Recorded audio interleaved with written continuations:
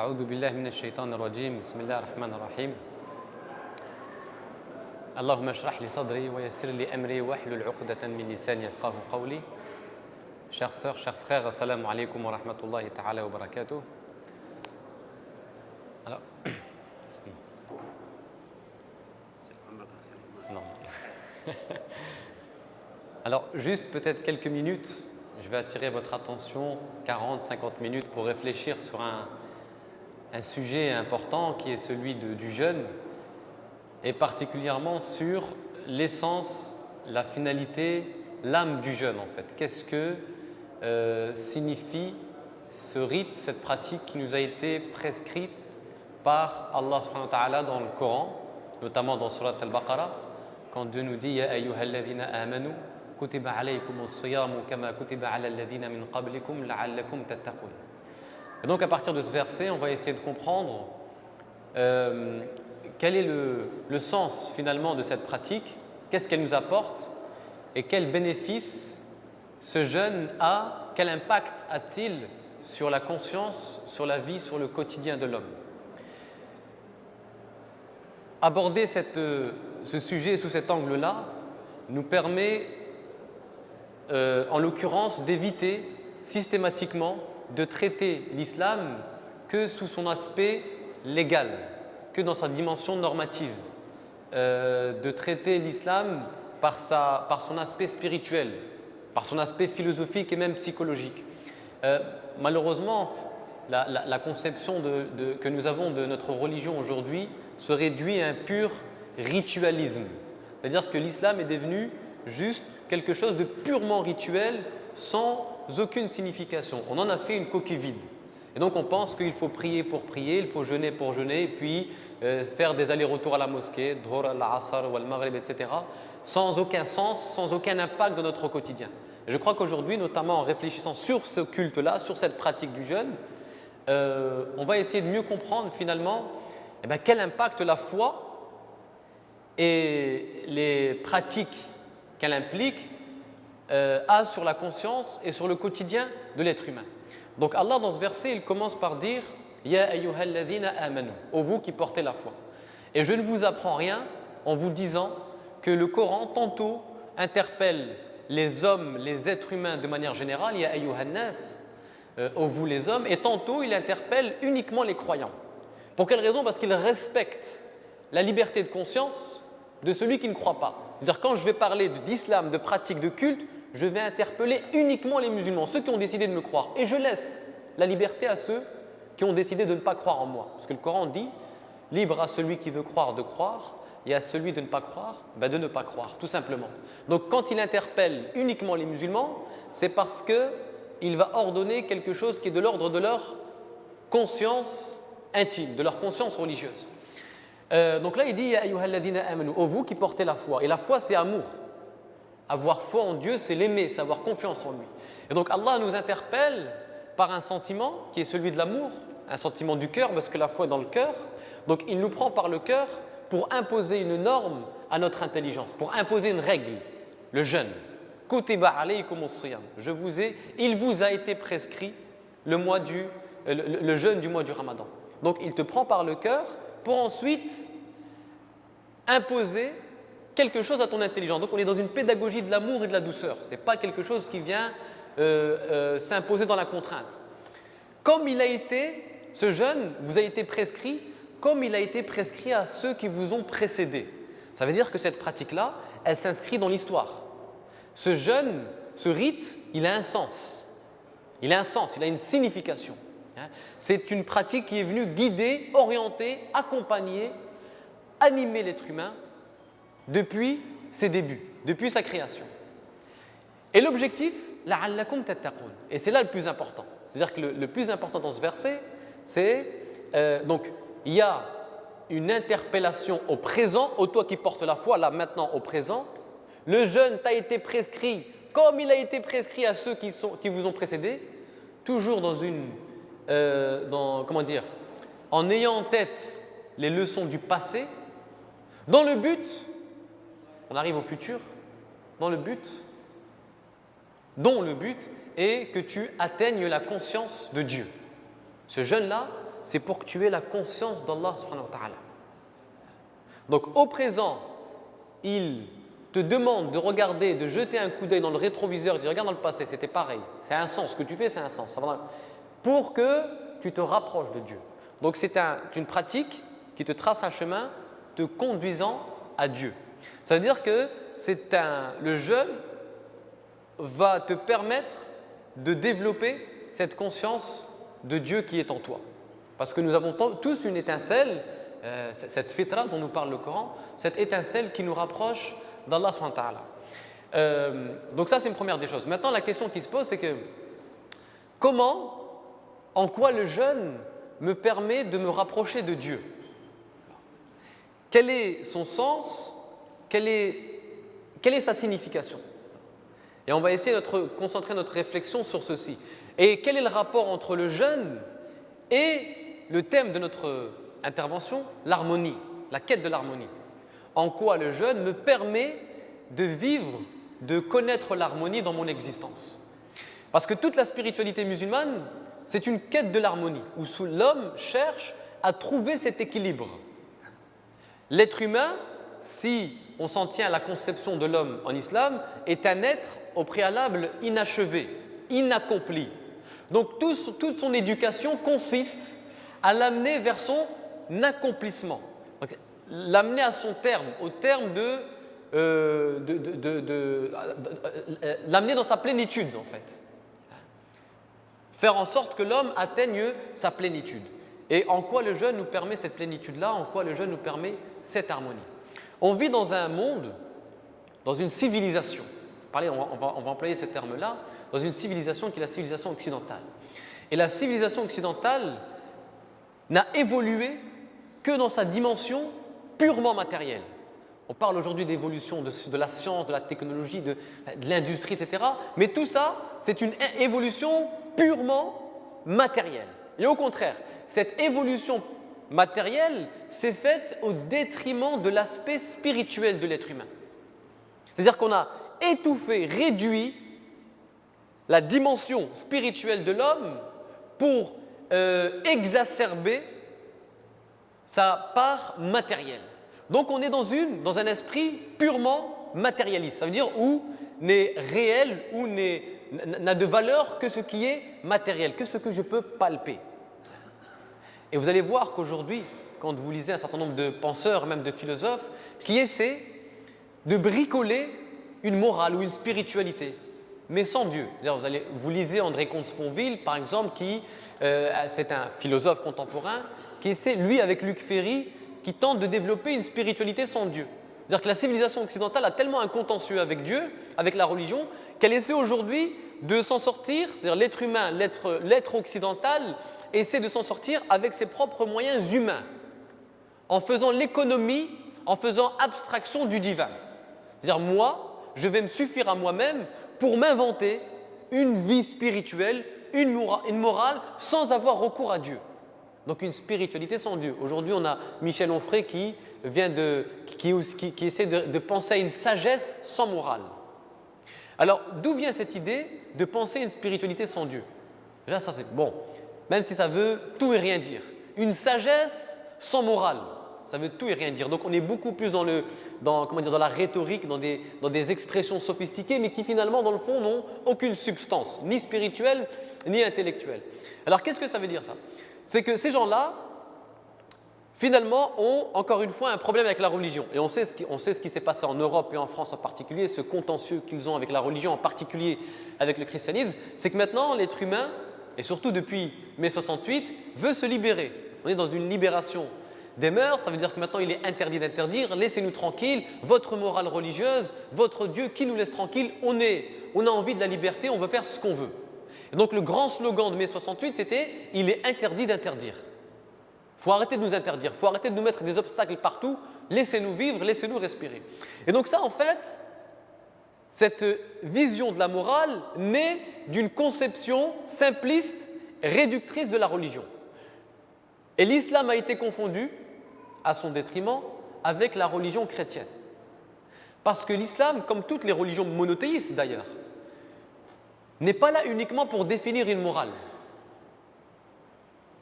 n'est pas là pour définir une morale. D'ailleurs, la religion, le terme, n'est qu'une partie de la spiritualité. La morale est une partie de la spiritualité musulmane. Donc il faut bien avoir ça en tête, il ne faut pas confondre, parce que des fois on emploie comme ça, à tort et à travers, le mot spiritualité, le mot religion, le mot morale indifféremment, alors que chaque mot est pesé, chaque mot a son sens. Il faut bien employer les choses. La spiritualité définit un culte, une religion, elle définit une morale, mais pas simplement, et pas seulement. Eux, ils ont réduit la religion à la morale, c'est ce que tu dois faire, ce que tu ne dois pas faire. D'ailleurs, même nous, parfois notre compréhension de l'islam, c'est ça se réduit à de la morale, ce que je dois faire et ce que je ne dois pas faire. Comme si Dieu nous avait envoyés sur terre, d'accord, et puis nous a donné un mode d'emploi, c'est comme des produits, avec un mode d'emploi, voilà ce que tu fais, voilà ce que tu ne fais pas. Et donc, quelle est ta marge de manœuvre? Quelle est ta part de créativité dans la vie? Si c'est que ça, il y a un problème quelque part. Mais l'islam, ce n'est pas ça seulement. Il n'y a pas que la morale. La morale, c'est une partie, une composante. L'islam vient déjà répondre à un besoin élémentaire spirituel de l'homme. C'est que l'homme, déjà il faut partir de la conception de l'homme. Vous ne pouvez pas comprendre votre message, l'islam, si vous ne comprenez pas la conception de l'homme qui en découle. Et donc, qu'est-ce que l'homme en islam? L'homme, comme je vous l'ai dit au départ, c'est un être inachevé. Il est créé de matière, d'esprit, d'un corps, d'un esprit, d'une âme, d'une intelligence. Donc, c'est une composition complexe. Et donc, l'islam, dans son message, est venu répondre aux besoins de l'homme dans son intégralité et pas uniquement dans son aspect matériel, pas uniquement à son besoin physique et corporel. Ça, c'est extrêmement important.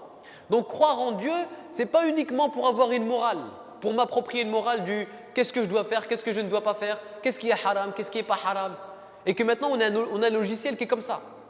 D'où l'importance de faire tout un travail d'autocritique, de déconstruction intellectuelle de notre compréhension de l'islam. Et pour remplacer ce logiciel qui nous amène à penser notre religion que sous son angle juridique et normatif. On a enfermé l'islam dans le légal.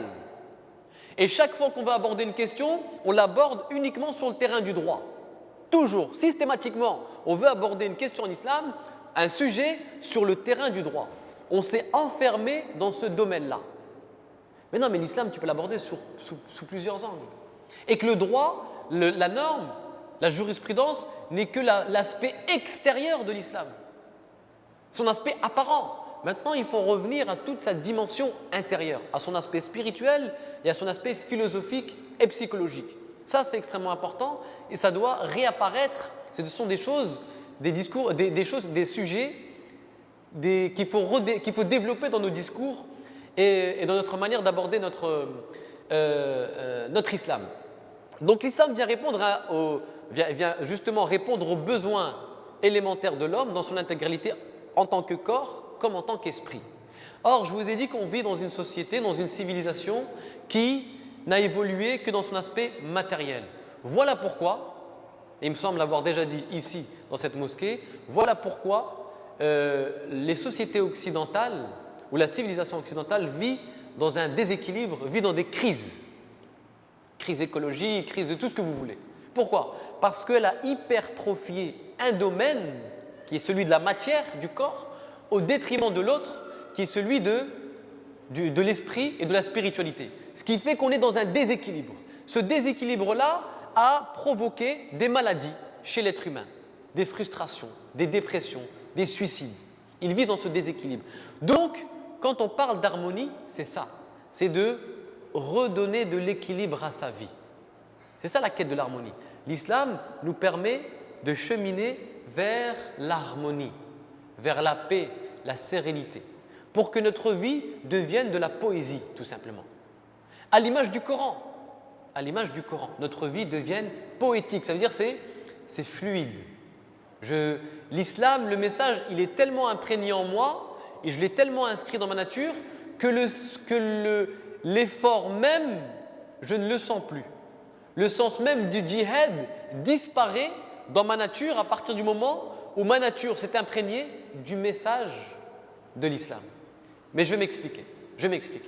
Donc tout à l'heure, je vous disais qu'aujourd'hui, on essaie coûte que coûte, de bricoler une spiritualité, une morale, mais toujours sans Dieu. Maintenant, on veut absolument se débarrasser de Dieu. Absolument. Parce qu'on a mal compris le rôle de Dieu, l'impact de Dieu dans la conscience de l'homme. L'homme ne peut pas se passer de Dieu. L'homme ne peut pas se passer de Dieu. Donc, ils peuvent faire tout ce qu'ils veulent, inventer des systèmes philosophiques. Vous savez, ils sont en train de chercher un peu dans le bouddhisme, un peu dans les traditions hindoues, un peu, ils bricolent voilà, quelque chose, de la méditation. Pour eux, la spiritualité se réduit à de la méditation, au développement personnel. Vous savez, aujourd'hui, on parle beaucoup de développement personnel, le bien-être, le plaisir. Mais ce n'est pas ça, en fait. On est encore dans la matière. On n'est pas encore dans l'esprit. On est encore dans la matière.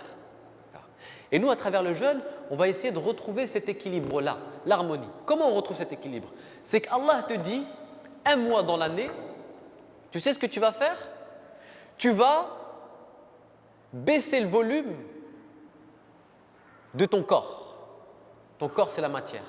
Il prend trop de place dans ta vie. Le corps occupe ton temps dans ton existence, dans ton quotidien. Le corps occupe ton agenda. Si tu regardes ton agenda, la plupart de tes activités viennent répondre à des besoins purement physiques. Tes activités, et on trouve rarement des temps consacrés à la dimension spirituelle de l'homme. Donc jeûner, c'est à un moment donné se priver des besoins de son estomac, de son appétit sexuel. Donc ça veut dire qu'on va prendre du recul vis-à-vis du corps. Et je dis bien prendre du recul. Je ne suis pas en train de dire écraser le corps, l'annihiler, l'anéantir, aller contre la nature du corps. Non, on dit prendre du recul pendant un temps déterminé. C'est-à-dire qu'à un moment donné, la matière, l'aspect matériel de mon être, je vais prendre du recul vis-à-vis du corps pour mieux entendre cette part spirituelle qui est en moi. Cette dimension, cette étincelle du cœur qui murmure à l'intérieur de notre cœur et de notre conscience. Donc la matière qui fait trop de bruit pendant l'année parce que la consommation, etc., donc le corps est absorbé et on oublie la part spirituelle. Et donc le jeûne te dit, bon, attends, stop. Ton corps, tu vas un petit peu le mettre de côté. Il prend trop de place, il t'encombre. Il t'encombre tellement que tu n'entends même plus ce souffle qui te parle. Tu n'entends même plus cette voix du cœur qui te trace la voie qui mène à Dieu. Tu ne l'entends même plus. Donc le corps, il fait trop de bruit. Et le jeûne, c'est ça. C'est tout simplement ça. C'est que je vais retrouver l'harmonie. Je vais redonner la parole à mon cœur. Je vais lui redonner la parole pour que je puisse entendre ce qu'il me dit. Et le cœur, c'est celui qui te dit le sens de la vie. Le cœur, c'est lui qui versifie ton existence, qui apporte la dimension poétique à ta vie. La dimension poétique. Et quand le Coran vient et te rappelle que c'est durant le Ramadan qu'a été révélé le Coran, qu'est-ce que ça veut dire? C'est-à-dire que durant ce mois, tu dois te réconcilier avec le verbe coranique. Mais pour que tu entendes Dieu, pour que tu entendes sa voix, ce Coran, vous savez ce que je vais faire? Je vais éteindre le volume de ton corps. En fait, le jeûne vient te réconcilier avec le Coran en diminuant le son de ton corps. Ton corps, il fait trop de bruit. Dans l'année, tu es là, tu es tellement agité, tu es tellement perturbé par tes activités, par tes épreuves, tes expériences, etc., que même quand tu lis le Coran, tu ne le lis pas vraiment parce que ton esprit est ailleurs. Et pendant un mois, là, il va dire, bon, ton corps, on va l'éteindre un petit peu pour que tu entendes mieux ce que te dit Allah subhanahu wa ta'ala. Pour que tu saisisses mieux le sens du verbe coranique. Pour que tu t'imprègnes de sa poésie. Parce que le Coran, c'est de la poésie, pas uniquement dans sa forme, mais aussi dans le contenu. C'est beau ce que t'apporte le Coran comme message. Parce que le Coran te parle de paix, il te parle de miséricorde, il te parle de fraternité, il te parle de la création, il te parle de la beauté. Tout ça transparaît dans le Coran. Mais encore une fois, comme je le disais tout à l'heure, c'est que même ce livre-là, on en a fait un code juridique. Je l'ouvre que quand je veux savoir ce qui est haram ou ce qui est halal. Ou plus grave encore, je l'ouvre que quand je cherche un argument de neutralisation intellectuelle. Ah, lui m'a dit ça, je vais aller chercher dans le Coran la preuve, un dalil. La dictature du dalil. Dalil, c'est devenu une arme, le Coran. Je vais te ramener un verset que tu verras, c'est clair. Mais ces gens-là ne comprennent pas que le Coran, il y a beaucoup de choses dans le verbe d'Allah Ta'ala qui nous échappent. Qui nous échappent. Il y a des fois des gens qui te disent mais c'est clair, le Coran il est clair, pourquoi tu cherches à comprendre? Non. Il n'est pas aussi clair que tu le crois. Sois humble et reconnais les limites de ton intelligence. Le Coran, tu ne peux pas le limiter à sa forme verbale. Parce que dans le Coran, ça c'est le premier à l'avoir dit, c'est Ali ibn Abi Talib. Il y a plusieurs dimensions de lecture. Il y a son aspect extérieur, la lettre. Il y a al-batin, son aspect intérieur. Et puis ensuite, il y a encore un autre degré, ce qu'on appelle al-haqa'iq, les vérités éternelles, qui ne sont accessibles qu'à ceux qui ont le cœur éveillé. Donc il y a, attention, le Coran, c'est une profondeur, c'est une sagesse infinie. Et cette sagesse infinie, tu ne peux pas la réduire à la forme, au texte dans sa forme, tu ne peux pas la réduire à l'interprétation d'un savant. La sagesse de Dieu qui est infinie, tu ne peux pas la réduire à une école de pensée, non. Elle est infinie, illimitée. Donc comment toi tu fais, tu dis mais c'est clair. Quand tu dis c'est clair, tu réduis la sagesse de Dieu à ton obscure clarté. Tu réduis la sagesse de Dieu à ce qui t'apparaît, je dis bien t'apparaît parce que c'est superficiel, ce qui te paraît clair. Mais plutôt que de dire mais le Coran a tout dit dans ce verset, c'est bon, c'est clair, non. Dis-toi, je suis limité intellectuellement, il y a encore des choses qui m'échappent dans ce verset, qui m'échappent. Pourquoi elles m'échappent? Parce que mon corps, mon intelligence n'est pas encore disposée à entendre ce qu'il y a derrière. Il y a plein de secrets dans le Coran, il y a plein de sagesse. C'est une sagesse éternelle. Et c'est pour ça qu'on parle de révélation, parce que le Coran se révèle en permanence. Et que même si le verbe coranique a été, la révélation s'est achevée avec la mort du prophète alayhi salam, mais la révélation, elle, dans son contenu, se poursuit. Tout le temps, on découvre de nouvelles sagesses, une nouvelle lecture, de nouveaux enseignements, à partir de nos expériences, à partir de notre contexte, à partir de nos épreuves, de là où nous l'abordons. Donc il faut faire révéler le Coran. Comment je le fais révéler? En le méditant, en l'ouvrant, en le contemplant, j'essaye de le faire parler. Je fais parler le verbe. Il y a beaucoup de trésors dans le Coran. Maintenant, si vous le concevez uniquement dans son aspect terminé, achevé, physique, matériel, dans sa lettre, oui. Il n'y a rien qui va en sortir. Vous allez dire, mais tout a été dit. Ibn Kathir a tout dit. Al-Qurtubi a tout dit. Non. Il a juste révélé une partie. Tu ne vas pas réduire la sagesse illimitée d'Allah à l'interprétation d'Ibn Kathir. Non, tu ne peux pas. Ibn Kathir, il a fait un vrai travail. Il a apporté, lui, sa part de méditation. Ce qu'il a compris dans ses méditations. Et toi, à partir de là où tu es, quelle méditation, quel enseignement tu en as tiré? Voilà pourquoi le mois du jeûne, il vient et te dit, bon allez, maintenant réconcilie-toi avec le Coran parce qu'il y a beaucoup de choses, il y a des secrets, c'est profond. Et sachez que le Coran, vous savez, c'est les images qu'il y a dans le Coran, le verbe, la rhétorique, la poésie qui se dégage, les personnages, les aventures, les voyages, c'est extrêmement beau. C'est beau. Il faut vous laisser emporter par le verbe. Des fois, les histoires, elles vous prennent. Et la manière dont Allah vous parle, il vient et te prend par ta foi, il te dit, écoute, je vais te raconter une histoire. Parfois, il te dit, je vais te raconter la plus belle des histoires, comment il attire ta curiosité. Et puis, il te raconte des aventures, tel personnage qui a rencontré tel autre, et puis des histoires d'amour, des histoires d'amitié, des animaux qui rencontrent des prophètes. C'est extrêmement beau. Il faut le lire avec cette approche-là, le Coran. Il ne faut pas le lire avec ces ennuyants, allez, vas-y, il faut que je le termine. Vous savez, aujourd'hui, dans une concurrence, on entend certaines personnes qui va terminer le Coran en premier pendant le Ramadan. Ce n'est pas le but. Le but, ce n'est pas de terminer le Coran.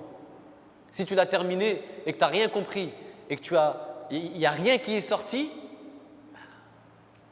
j'ai presque envie de dire, tu as perdu ton temps. Si c'était juste pour t'en débarrasser, pour dire, allez, je fais mon truc, mes 2 hizb, et hop, et moi je m'en débarrasse, je m'en repose, donc il y a quelque chose qui nous a échappé.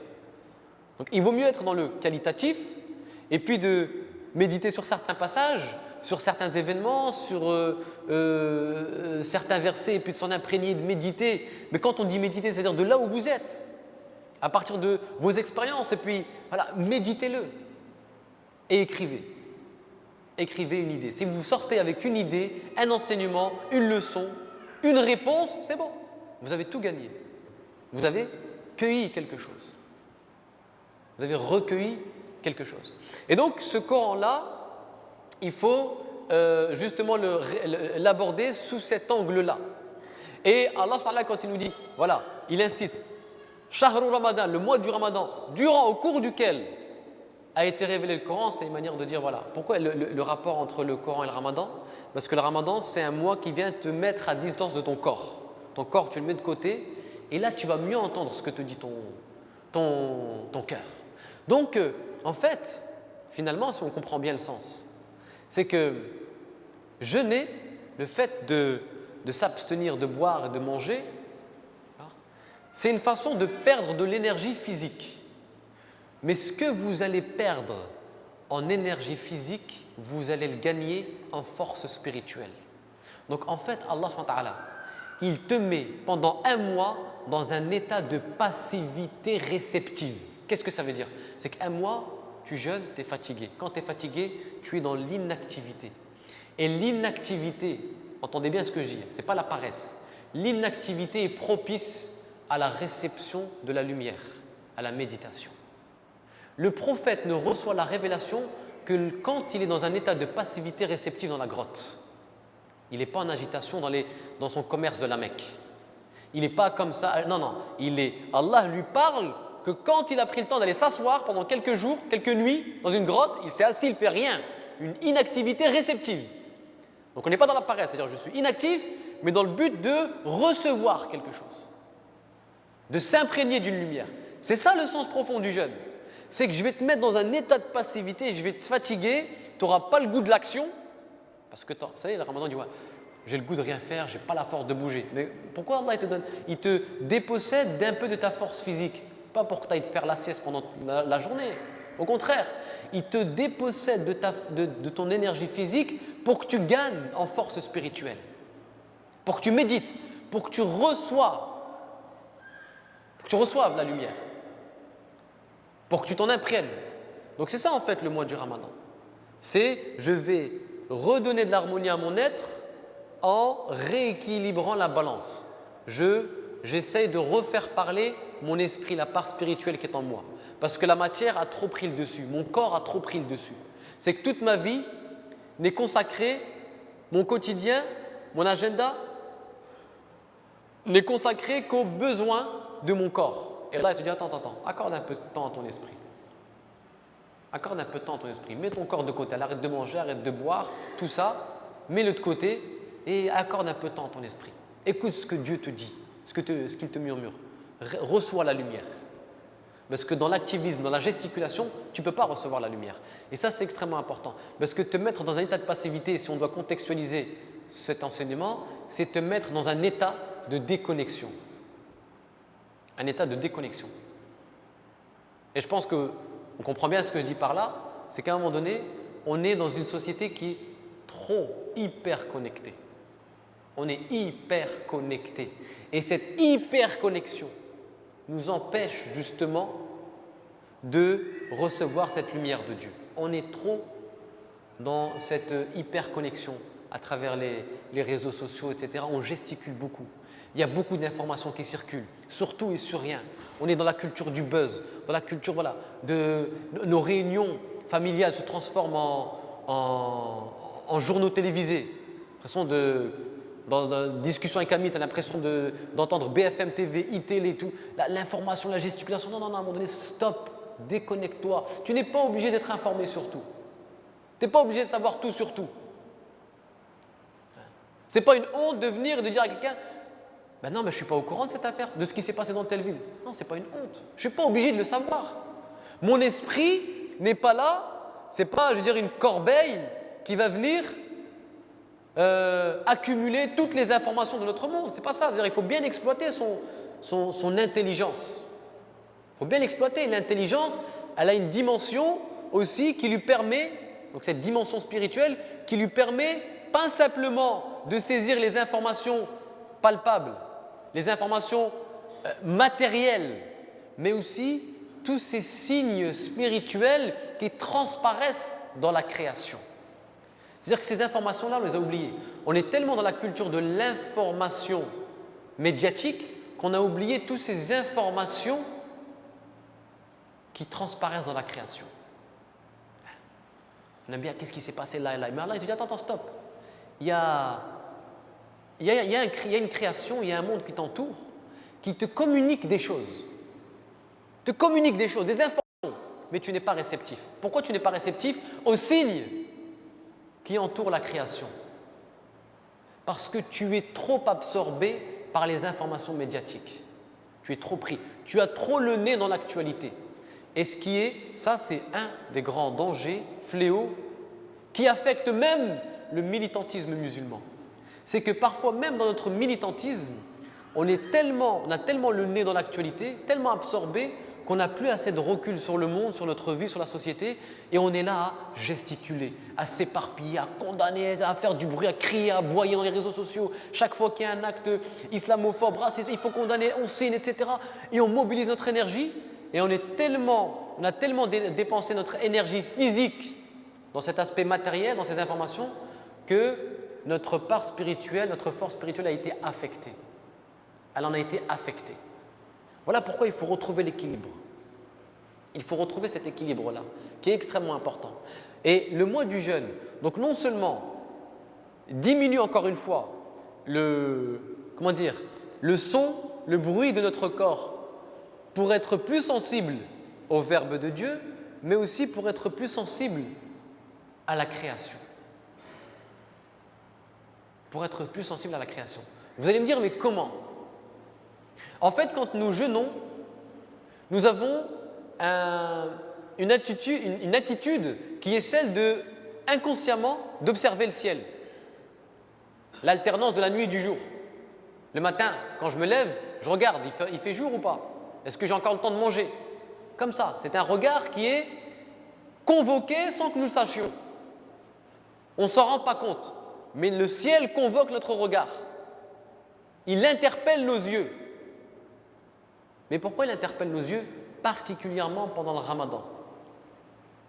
Ah, il fait. Pourquoi? Pas pour savoir, non, ça va, il fait nuit, c'est peut-être qu'il me reste encore du temps. Non.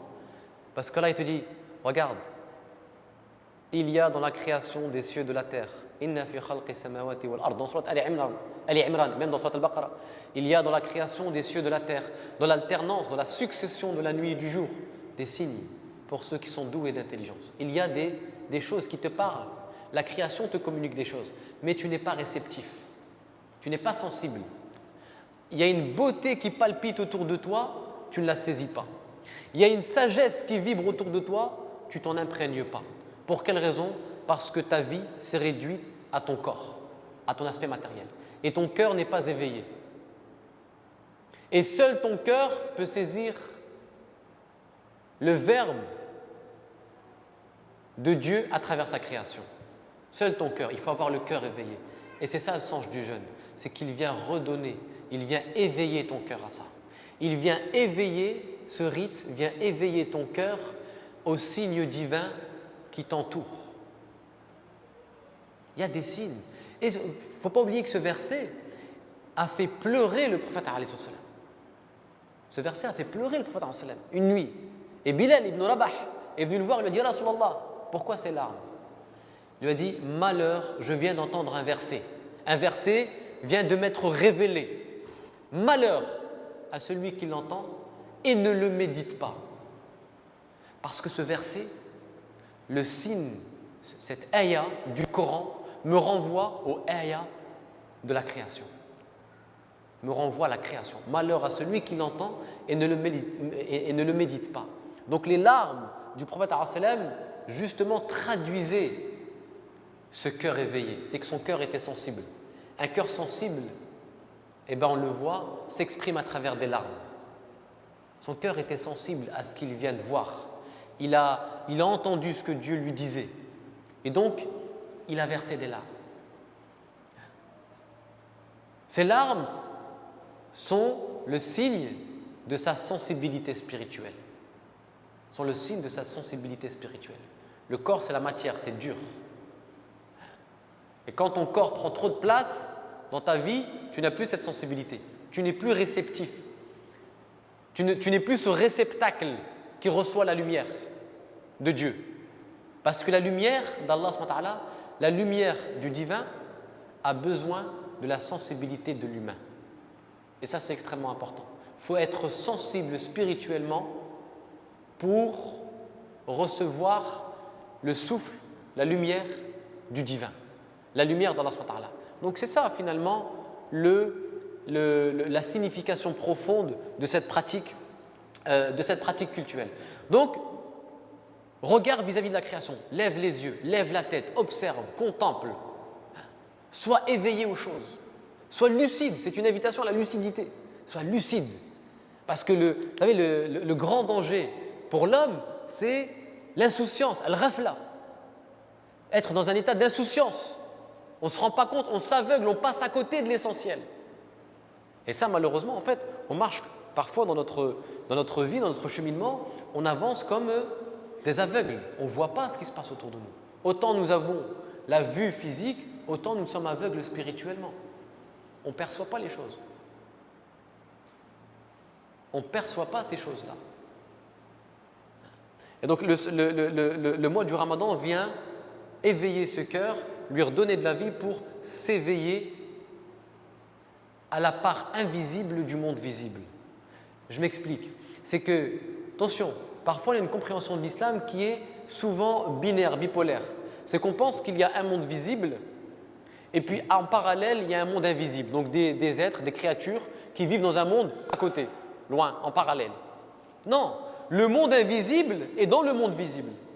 Ça veut dire que le monde visible est imprégné du monde invisible. Eh bien, vous savez, c'est ça le paradoxe du cheminement spirituel. C'est que toi, c'est pour ça que la foi du musulman, tout le cheminement spirituel, c'est un rapport entre visible et invisible. Al-Ghaib, visible et invisible. Et donc, en fait, qu'est-ce que tu dois faire, toi? Ça, le paradoxe, écoutez bien, c'est que le visible n'est que le voile qui cache l'invisible. Le cœur, Allah il te dit pourquoi travaille ton cœur? Parce que ton cœur va te permettre de lever le voile visible pour voir ce qui est invisible. C'est paradoxal quand même, de voir ce qui est invisible. C'est-à-dire que la vie de ce bas monde est uniquement un voile visible qui cache l'invisible. Et dans la tradition mystique, il y a une notion qui est extrêmement centrale, qui est celle du dévoilement. Elle cache, le fait de dévoiler. Cette activité de dévoilement. On est dans une espèce d'esthétique du dévoilement. C'est-à-dire que mon cheminement spirituel consiste à lever le voile sur l'invisible pour que je m'en imprègne. Allah il te dit, essaye de voir dans chaque élément visible la part de l'invisible. Là où tu poses ton regard, que ce soit sur une rose, sur un arbre, sur le soleil, sur le sourire d'un enfant, sur l'intention d'un parent, il y a une part d'invisible. Mais il faut que tu lèves le visible. Ce qui est visible à tes yeux, il faut que tu le lèves pour rendre visible à ton cœur ce qui est invisible à tes yeux. Rendre visible à ton cœur ce qui est invisible à tes yeux. Donc c'est une activité du dévoilement. Je dois lever le voile. Et ça, il faut bien se le mettre en tête. Je suis ici dans cette vie pour rencontrer Dieu. Je dois faire l'expérience de Dieu. Et c'est un long travail, rencontrer Dieu. Il ne faut pas qu'on perde. La religion, ce n'est pas un but. La prière, ce n'est pas un but. Le jeûne, ce n'est pas un but. Ce sont des moyens qui vont développer cette énergie du cœur pour t'aider à lever le voile, à dévoiler ce qui est visible pour saisir avec ton cœur ce qui est invisible. Donc c'est pour ça que certains vont focaliser sur la religion, sur le rite, et ils oublient que dans tout ça, ce n'est pas le rite qui est important, c'est la rencontre avec Dieu. Est-ce que dans ton rite, tu as rencontré Dieu? Si tu n'as pas rencontré Dieu, c'est que soit il y a encore du chemin à faire, et c'est normal, c'est de l'éducation, ou soit tu n'as pas compris le sens du rite. Tu penses que prier, c'est prier, on prie pour prier. Donc, je fais des allers-retours à la mosquée parce que voilà, c'est devenu mécanique, je dois aller prier, c'est comme ça. Moi, je suis musulman, je dois prier, je dois faire le ramadan. Non, c'est pas ça. C'est que je dois rencontrer Dieu. Je dois faire l'expérience de Dieu dans cette vie. Je dois faire l'expérience de Dieu dans cette vie. Et d'aucuns adorent la religion, mais n'adorent pas Dieu. Ils ont idolâtré la religion. Ils ont idolâtré l'aspect extérieur du message. Et ils ont oublié que ce qu'il fallait adorer, c'est Dieu, pas les moyens qu'il a mis à notre disposition. Ça, ce sont des moyens qu'il ne faut pas idolâtrer. On s'en imprègne, on les met en pratique pour pouvoir nous ressourcer, pour pouvoir développer cette énergie intérieure, pour pouvoir éveiller le cœur et dévoiler le monde. C'est une esthétique du dévoilement. L'islam, c'est ça. C'est une éducation du regard. C'est une éducation du regard. Tout est une question de voile en islam. Voile. C'est-à-dire, il y a un voile partout. Vous savez, symboliquement, quand tu pries, on te dit tu mets quelque chose devant toi. En fait, qu'est-ce que tu fais? Qu'est-ce que tu fais quand tu mets ça? C'est que tu mets une frontière entre le monde sensible, le monde que tu touches, et le monde spirituel. Tu mets des frontières. Ça veut dire que là, le monde sensible n'entre pas. Je crée une séparation. Je crée un voile. C'est extrêmement important. Et même, on peut aller même plus profondément, beaucoup plus loin. Vous savez que la vie est un symbole. Le monde d'ici-bas est un symbole. Tout est symbole. Tout est symbole. Quand Allah il te dit, regarde, observe la création, observe tout. Tout élément dans la création est un symbole qui te relie à Dieu. En fait, toi, dans chaque élément de la création, tu dois essayer de retrouver l'archétype, celui qui est à l'origine du symbole. Donc, il y a beaucoup de choses qui sont symboliques dans la vie. Allah nous parle, essaie de nous transmettre des choses par certains symboles. Vous savez, Jean Borriella, qui est un philosophe chrétien, il a écrit un texte qui s'appelle « La crise du symbolisme religieux ». Et qu'est-ce qu'il dit? Il dit en fait, depuis quelques siècles, depuis qu'on a commencé à découvrir toutes ces lois scientifiques, à expliquer le monde scientifiquement, eh ben on a perdu toute la dimension symbolique. Avant ces découvertes scientifiques, toutes ces lois scientifiques, eh ben les gens de différentes traditions religieuses, les religieux de manière générale, eh ben expliquaient la lune par des symboles. Pour eux, la lune, c'était le symbole de la douceur, le soleil, le symbole de Dieu. Tout était symbolique, la vie. Mais depuis qu'on a commencé à expliquer les choses avec des règles scientifiques, non, le soleil, en fait, sa chaleur, etc., on l'a dépouillé de son symbolisme et tout est devenu physique, matériel, sensible, c'est comme ça, voilà. Tout est devenu du calcul du chiffre. Et aujourd'hui, on fait parler beaucoup plus les chiffres que les mots et les symboles. On parle qu'en chiffres. Même dans nos analyses, même dans nos réflexions, tout est une question de chiffres. Bon allez, qu'est-ce que disent les statistiques? Que disent les sociologues? Aujourd'hui, il y a même une dictature de la sociologie. Non. Que disent les chiffres? Moi, je veux les chiffres, les tableaux, les calculs. Non. Pourquoi tout? C'est-à-dire tout conditionner, tout limiter, tout restreindre à des chiffres. Non. Il y a une part de réflexion, il y a une part de poésie, il y a une part de symbolisme, pas forcément tout avec des chiffres, tout avec de la sociologie, tout avec des statistiques. Et ça, c'est extrêmement important de le savoir. Donc, cette crise du symbolisme, ça veut dire que voilà, la vie n'a plus de symbole, tout est matière. Et l'intelligence occidentale, c'est une intelligence qui n'essaie de comprendre que le monde et les phénomènes sensibles, la matière. Donc, elle a évolué dans sa compréhension de la matière, mais pas dans sa compréhension du spirituel. Elle a évolué dans sa compréhension de la physique, mais pas de la métaphysique.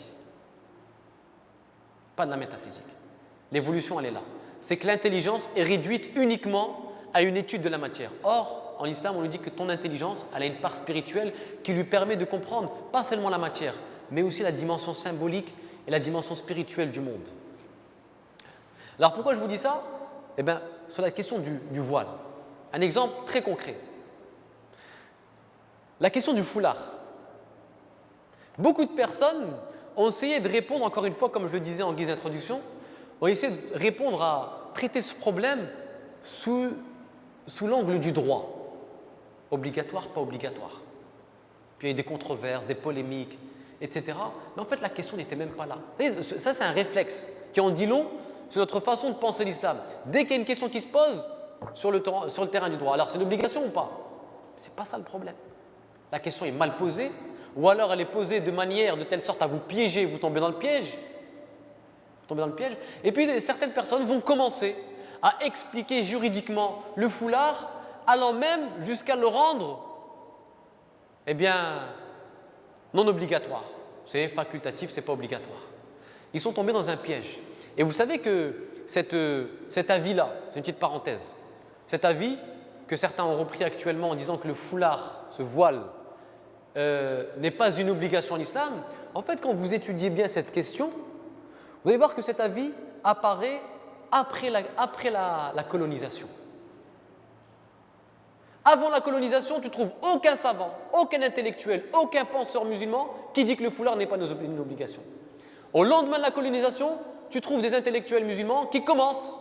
Pourquoi? Parce qu'il y a eu tout cet impact, cette influence occidentale qui fait que maintenant, ils vont essayer de réinterpréter les sources à partir des outils occidentaux. Et c'est là où ils sont tombés dans le piège.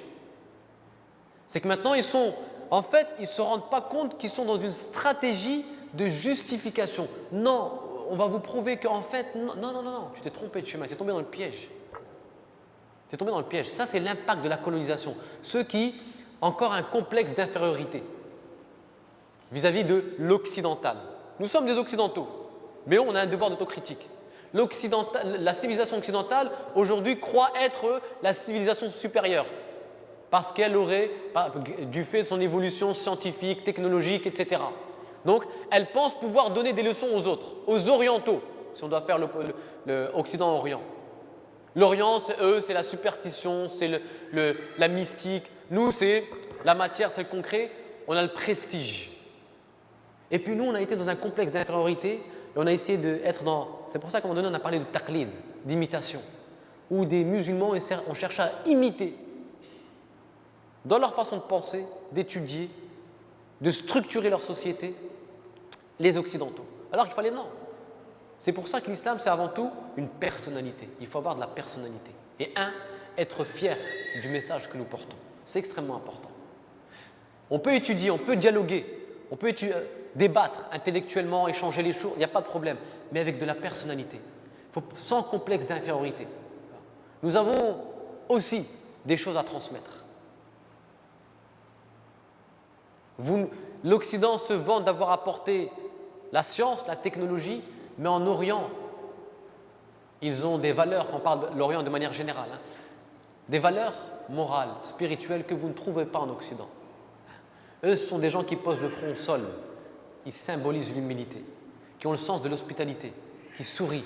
Ce sont des gens qui sont éveillés à la vie, qui sont sages, qui vivent au contact de la nature. Toi, tu es quelqu'un de dépressif, tout le temps la tête baissée, renfrogné, grincheux, renfermé sur toi-même, individualiste. Tu penses que le monde se réduit à ton univers.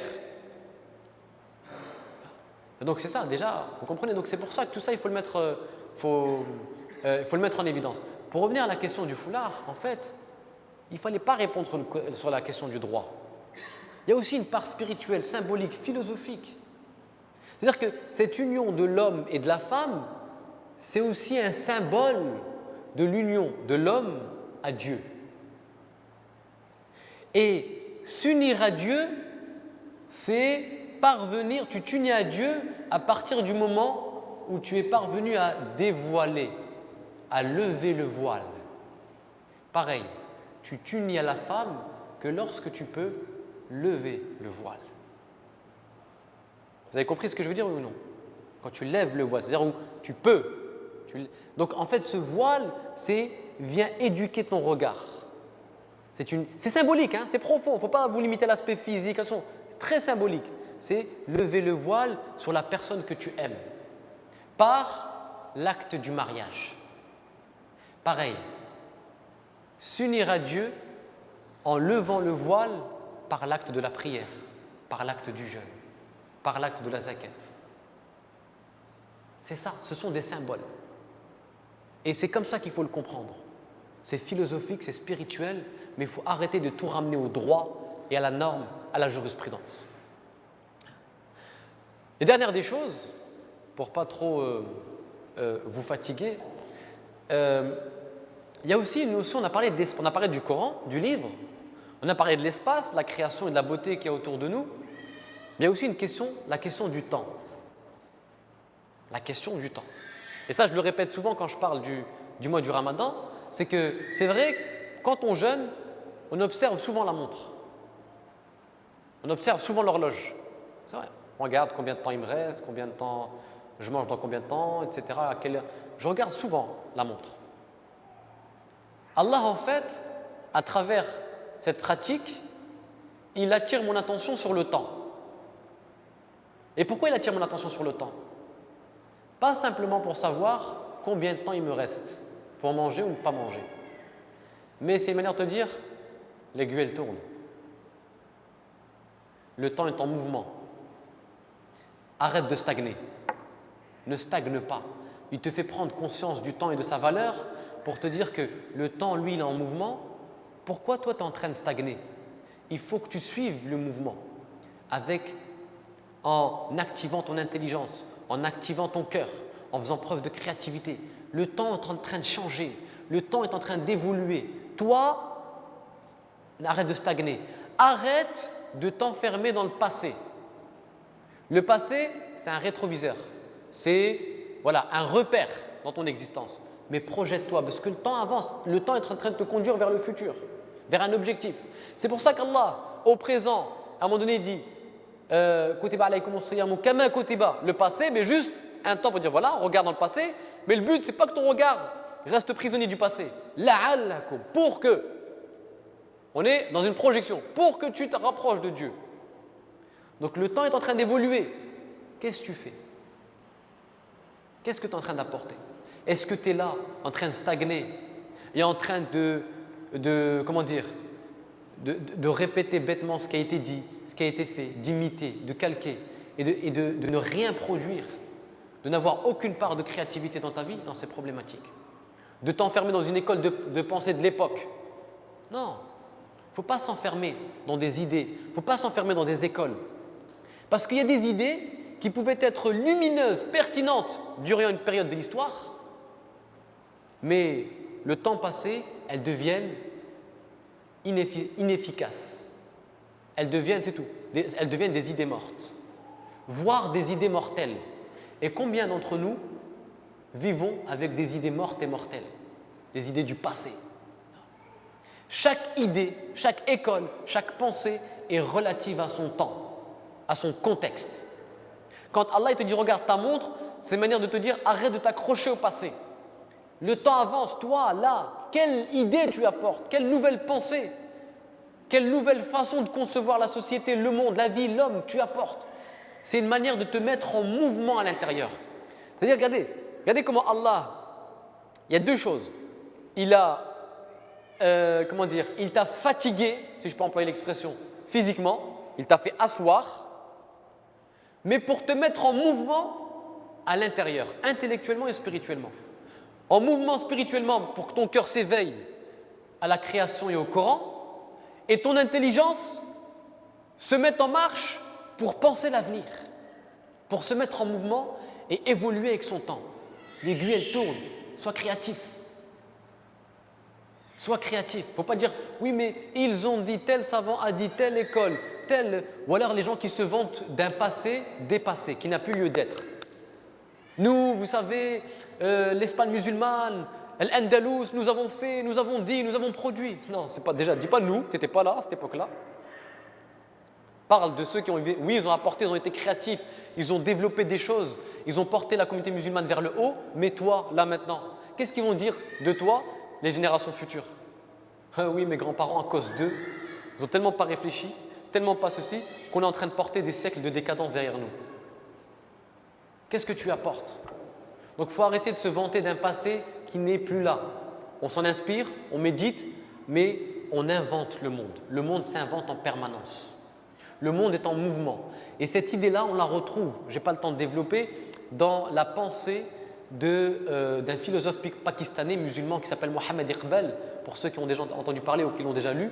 Il est un peu difficile d'accès, mais lui, il a toute sa philosophie, toute sa pensée est basée sur la question du mouvement. La structure du mouvement dans la pensée musulmane, c'est un titre de l'un de ses chapitres du livre qu'il a écrit intitulé « Reconstruire la pensée religieuse de l'islam ». Et lui, il dit, comme le monde est en mouvement, et je vais terminer par une chose, comme le monde est en mouvement, l'être humain est contraint lui aussi d'être dynamique, intellectuellement et spirituellement, pour être constamment dans un processus d'adaptation. Dès lors qu'il cesse d'être en mouvement, il stagne, et là, c'est le déclin, début du déclin. Et il va beaucoup plus loin. Vous savez ce qu'il dit? Il dit, quand Allah dit aux anges, je vais établir un gérant sur terre. Je vais établir sur terre un gérant, un lieutenant, un successeur. On peut le traduire de différentes manières. Je vais établir quelqu'un. Qu'est-ce que dit Mohammed Iqbal? Il dit, mais en fait, c'est un grand honneur que Dieu offre à l'homme. Ça veut dire quoi être un représentant, un gérant, un successeur? Qu'est-ce que ça veut dire?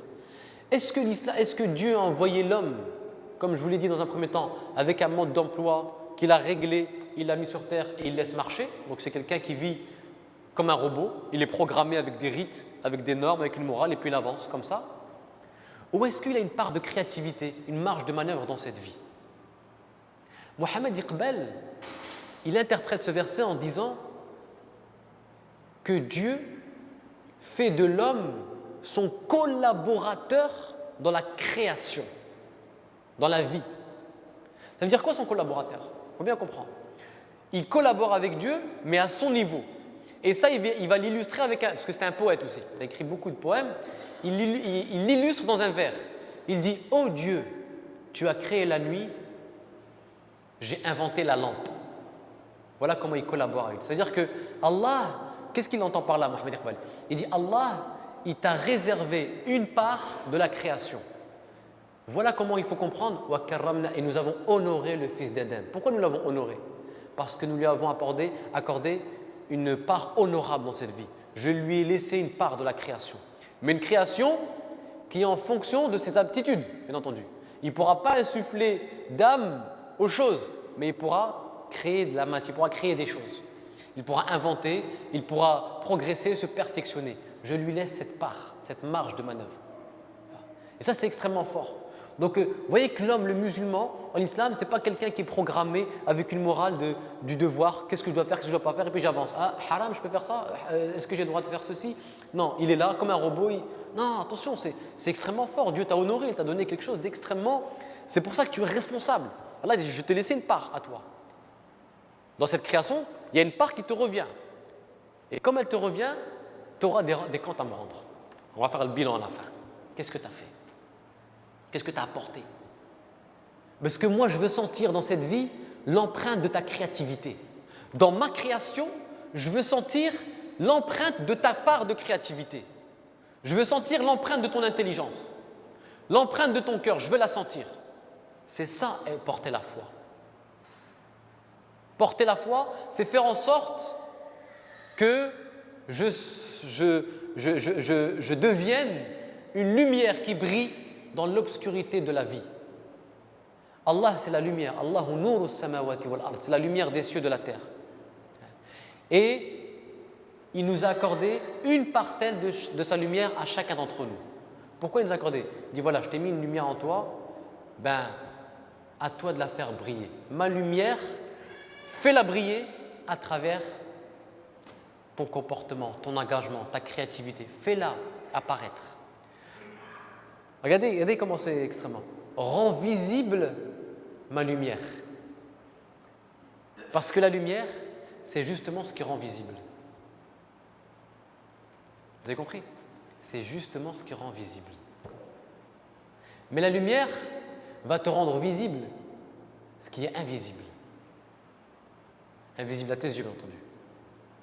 Rends visible ma lumière pour que cette lumière lève le voile sur ce qui est invisible à tes yeux. Vous voyez que le jeûne, quand on l'aborde de cette manière, on se dit mais c'est bien plus profond que de dire bon, le jeûne, écoutez, vous ne mangez pas de l'aube jusqu'au coucher du soleil, attention, il ne faut pas faire ceci, il ne faut pas faire cela.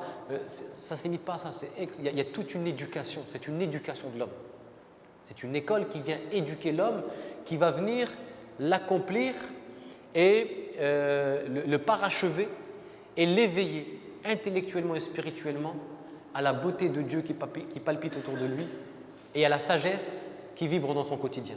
Et si je peux terminer par une phrase, l'homme qui porte la foi en Dieu dans la vie, il est comme la lune face au soleil. La lune ne projette pas de lumière, elle réfléchit la lumière du soleil. Elle réfléchit la lumière du soleil pour briller dans l'obscurité de la nuit. Eh bien, l'homme, c'est pareil.